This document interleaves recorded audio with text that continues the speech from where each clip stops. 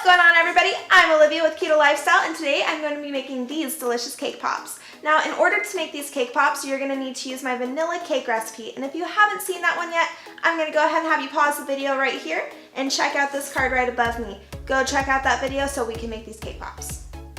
Now that you've seen that video, let's go ahead and get started. The first thing we're going to do is add 2 cups of cake scraps to our bowl. I'm going to go ahead and break those up a little bit with my fingers before adding my frosting. I'm going to add in a 1/4 cup of my vanilla frosting that I made. Be careful not to add in too much frosting, otherwise you're going to have a rough time forming your balls. It is now time to combine our frosting with our cake.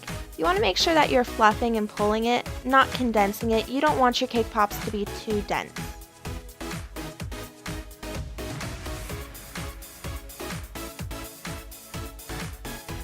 Next up, we're going to form our cake pops into the balls. I'm using a tablespoon. I'm actually measuring out 2 tablespoons and then rolling it into a ball here.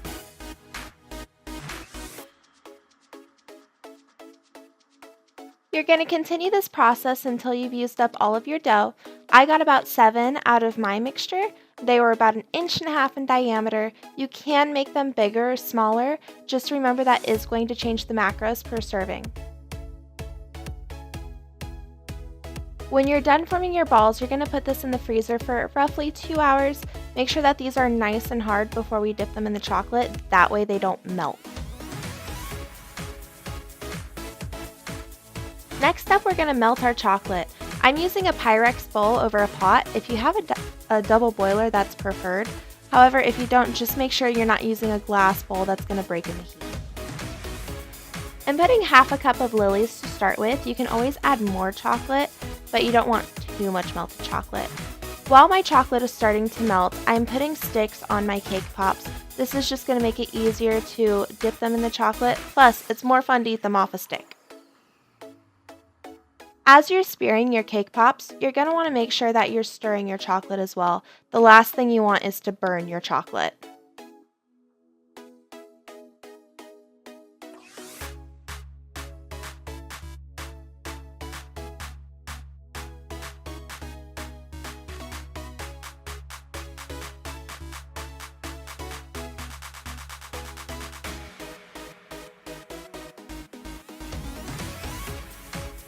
Finally, we're going to dip our cake pops, roll it around to make sure it gets a nice even layer.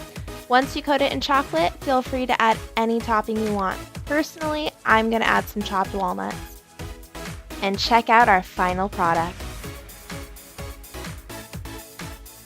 Now that we've made the cake pops, let's go ahead and give them a taste.